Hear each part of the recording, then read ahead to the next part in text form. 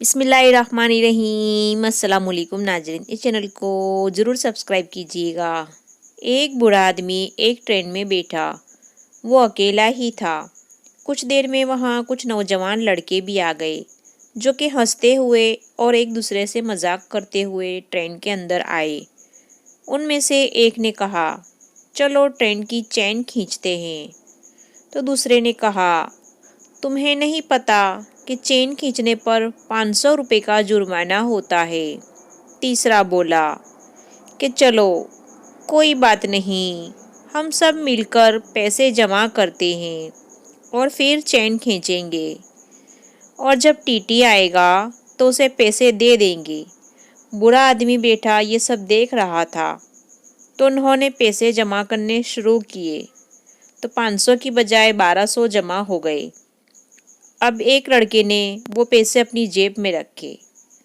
उन पैसों में 2 नोट 500 के थे और 2 नोट 50 के और एक नोट 100 का था।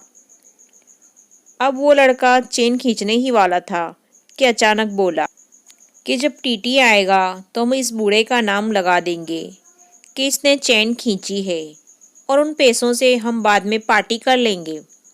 बुरा शख्स उनसे कहने लगा कि बेटा, मुझे क्यों फंसा रहे हो तुम लोग, ये काम ही ना करो।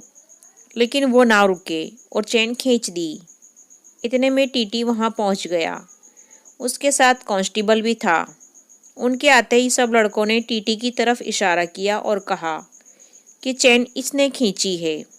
वो बूढ़े आदमी के पास आए और कहा कि तुम्हें शर्म नहीं आती, तुमने चैन क्यों खींची है?